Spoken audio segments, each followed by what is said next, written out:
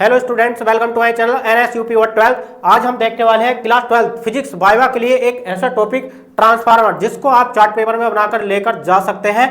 और इससे रिलेटेड हम सारे वो क्वेश्चन देखने वाले हैं जिससे क्वेश्चन पुटअप किए जा सकते हैं। यदि आप इस डायग्राम को चार्ट पेपर में बनाकर लेकर जाएंगे तो एग्जामिनर इससे रिलेटेड ही आपको क्वेश्चन पूछेगा, ठीक है। और इससे रिलेटेड जितने भी क्वेश्चन हम सारों को आपको तैयार कराने वाले हैं, वीडियो को एंड तक देखते रहना। तो देखिए, पहला क्वेश्चन आपको ये पूछा जा सकता है कि बताइए ट्रांसफार्मर क्या है। आप क्या जवाब देंगे कि ट्रांसफार्मर एक ऐसा उपकरण है जो विद्युत धारा के मान को कम या ज्यादा करता है। आपके घरों में जो बिजली आती है, वो जो आपके बड़े बड़े ट्रांसफार्मर होते हैं खंभों पर, ठीक है, वो जो ट्रांसफार्मर होते हैं वो 11,000 वोल्ट से कम वोल्ट में करते हैं, 220 वोल्ट, 444 वोल्ट, इस प्रकार से, ठीक है। तो देखिए, यानी कि अधिक वोल्ट को कम वोल्ट में किया जा सकता है, ठीक है। तो ट्रांसफार्मर एक ऐसा उपकरण है जो विद्युत धारा के मान को कम भी किया जा सकता है और बढ़ाया भी जा सकता है, ठीक है। दोनों कार्य करते हैं। ट्रांसफार्मर दो प्रकार के होते हैं, उच्चाई ट्रांसफार्मर और दूसरा अपचाई ट्रांसफार्मर। इसको आगे बताएंगे, ठीक। दूसरा क्वेश्चन है, ट्रांसफार्मर किस सिद्धांत पर कार्य करता है। ट्रांसफार्मर देखिए अन्योन्य प्रेरणा के सिद्धांत पर कार्य करता है। इसको रट्टा मत लगाइए, यहाँ पर प्रैक्टिकली समझिए, ठीक है। तो यहाँ पर आप देख सकते हैं, ये है प्राथमिक कुंडली और ये है द्वितीयक कुंडली, ठीक है। यानी कि प्राइमरी कुंडली और सेकेंडरी कुंडली।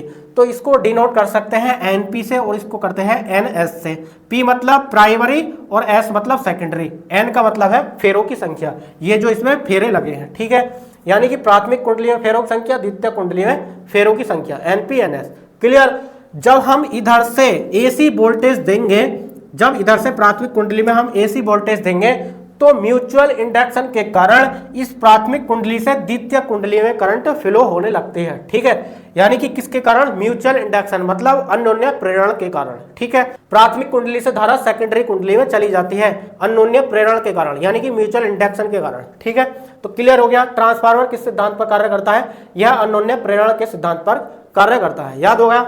उसके बाद ट्रांसफार्मर किस धारा का कार्य करता है? तो देखिए, ट्रांसफार्मर जो होता है ये मोस्टली AC अल्टरनेटिंग करंट पर कार्य करता है। जो घरों में बिजली आती है केवल इस वाली लाइट के लिए ही कार्य करता है, ठीक। जो DC वोल्टेज होती है, यानी कि दिष्ट धारा होती है, जो बैटरी होती है हमारे पास, जो दिष्ट धारा होती है उसमें, वो उस पर कार्य नहीं करता ट्रांसफार्मर, केवल AC करंट पर, यानी कि प्रत्यावर्ती धारा पर कार्य करता है, ठीक है, जो घरों में यूज की जाती है। ट्रांसफार्मर की दक्षता कितनी होती है? ट्रांसफार्मर की दक्षता देखिए 80 से 90%, इसको याद कर लेना। ट्रांसफार्मर की क्रोड नरम लोहे की क्यों बनाई जाती है? तो देखिए, यहाँ पर आप देखिए, ये जो पट्टियां लगी हैं छोटी छोटी, ये सारी पट्टियां किस लोहे की बनाई जाती हैं? ये नरम लोहे की बनाई जाती है, ताकि ये गर्म ना हो। और इसमें भी एक ऑयल भरा जाता है जिससे कि ज्यादा गर्म होकर ये खराब न हो, ठीक है। तो इसको भी आगे बताएंगे। यानी कि ये जो पट्टियां लगी हैं, यहाँ पर ये लाइन देख रहे हैं, ये जो पट्टियां लगी हैं ये नरम लोहे की बनाई जाती हैं। लेकिन नरम लोहे की क्यों बनाई जाती है? क्वेश्चन ये भी तो पूछा जा सकता है कि नरम लोहे की क्यों? नरम लोहे की पारगम्यता उच्च होती है, मतलब जो नरम लोहा होता है वो ज्यादा गर्मी यानी हीट को भी एब्जॉर्ब आसानी से कर लेता है और ज्यादा गर्म भी नहीं होता, ठीक है। यानी कि नरम लोहे की पारगम्यता अधिक होती है। उसके बाद देखिए, नेक्स्ट क्वेश्चन आपको पूछा जा सकता है यहाँ पर, ट्रांसफार्मर की आवृत्ति कितनी होती है? तो देखिए, ट्रांसफार्मर की जो इंडिया में आवृत्ति हर्ट्ज में होती है वो होती है 50 हर्ट्ज, ठीक है। और विदेशों में आप देखोगे तो 60 हर्ट्ज या उससे भी अधिक होती है। लेकिन इंडिया में जो है ट्रांसफार्मर की आवृत्ति जो होती है वो 50 हर्ट्ज होती है।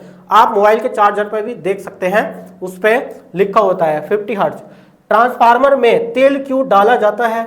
यहाँ पर ये तेल की टंकी लगी होती है जिसके द्वारा तेल जो है इसके अंदर जाता रहता है, जो कम हो जाता है तेल, ठीक है। तो ट्रांसफार्मर में तेल इसलिए डाला जाता है ताकि ये हीट होकर जो कॉपर होती है वो खराब ना हो जाए, ठीक है। जो कॉपर की कुंडली होती है ये खराब ना हो जाए, इसलिए ट्रांसफार्मर में ऑयल डाला जाता है जो कि परावैद्युत पदार्थ होता है, ठीक है। तो यहाँ पर देखिए, ट्रांसफार्मर में तेल क्यों डाला जाता है?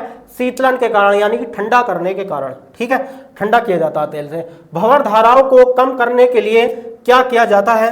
तो देखिए, भंवर धाराओं को कम करने के लिए क्रोड को पटलित रूप में बनाया जाता है, यानी कि पटलित बनाया जाता है पट्टी के रूप में। यहाँ पर आप देख सकते हैं, जो ये क्रोड लगी होती है ना ट्रांसफार्मर में पट्टियां, ठीक है, ये पट्टियों के रूप में लगाया जाता है, ठीक। तो देखिए, भंवर धाराओं को कम करने के लिए क्या किया जाता है? यानी कि उसमें पट्टियां लगाई जाती हैं, क्रोड को पटलित बनाया जाता है। ट्रांसफार्मर में होने वाली 2 ऊर्जा हानियों के नाम लिखिए। तो देखिए, एक तो ताम्र हानि यानी कि कॉपर हानि, कॉपर लॉस, ठीक है। उसके बाद भंवर धारा हानि। उसके बाद देखिए नेक्स्ट क्वेश्चन पूछा जा सकता है, दिष्ट धारा परिपथ में ट्रांसफार्मर का उपयोग क्यों नहीं किया जाता। मतलब जो डीसी करंट होती है, जो घरों में हम इन्वर्टर पर जो बैटरी यूज करते हैं उस पर ट्रांसफार्मर क्यों काम नहीं करता। क्योंकि यहाँ पर आप देख सकते हैं दिष्ट धारा जो है, दिष्ट धारा से क्रोड में परिवर्तित चुंबकीय क्षेत्र उत्पन्न नहीं हो सकता, ठीक है। जब तक परिवर्तित चुंबकीय क्षेत्र उत्पन्न नहीं होगा तब तक जो है ट्रांसफार्मर का कोई फायदा नहीं है। यानी कि दिष्ट धारा परिपथ में ट्रांसफार्मर का उपयोग इसलिए नहीं किया जाता क्योंकि उसमें जो है परिवर्तित चुंबकीय क्षेत्र उत्पन्न नहीं हो सकता, इसलिए केवल एसी करंट जो प्रतिवर्ती धारा है उसी में ही यूज किया जाता है। उसके बाद देखिए नेक्स्ट क्वेश्चन आपको पूछा जा सकता है कि ट्रांसफार्मर का सूत्र क्या होता है, ठीक है, बहुत इंपॉर्टेंट है। तो ट्रांसफार्मर का जो सूत्र होता है हम डायग्राम से देखते हैं। तो यहाँ पर आप देख सकते हैं एक तरफ लिखा है बीपी और दूसरी तरफ लिखा है यहाँ पर वीएस, ठीक है, और यहाँ पर लिखा है एनपी और एनएस। इसी में से आपका फॉर्मूला बनने वाला है। तो देखिए कैसे लिखेंगे, ट्रांसफार्मर का फॉर्मूला क्या है।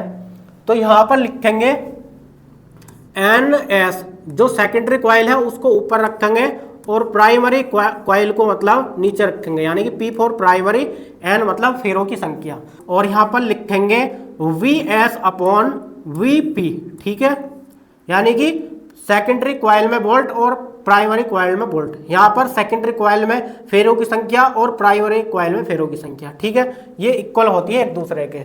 तो इस प्रकार से ट्रांसफार्मर का सूत्र हो जाता है एनएस अपॉन एनपी और वीएस अपॉन वीपी, ठीक है।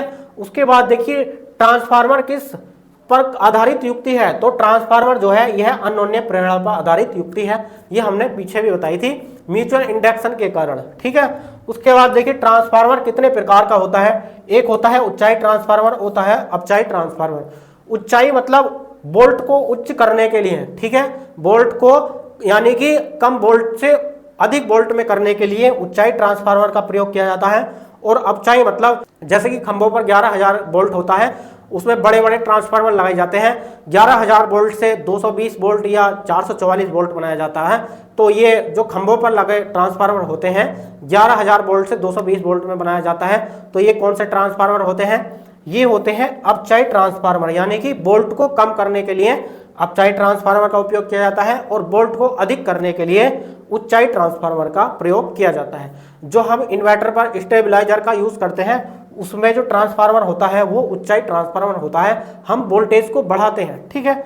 उसके बाद देखिए नेक्स्ट क्वेश्चन पूछा जाता है, ट्रांसफार्मर की क्रोड किस धातु की बनाई जाती है।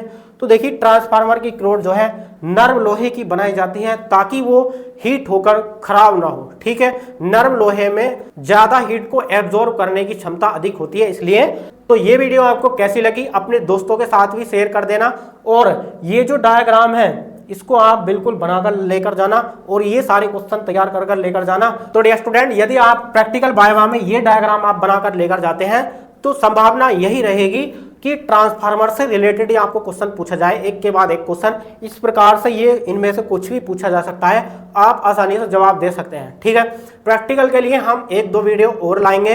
तो ये वीडियो आपको कैसी लगी, इस वीडियो को लाइक करिए, अपने दोस्तों के साथ शेयर करिए। चलिए मिलते हैं नेक्स्ट वीडियो में नेक्स्ट टॉपिक के साथ, तब तक के लिए जय हिंद, वंदे मातरम।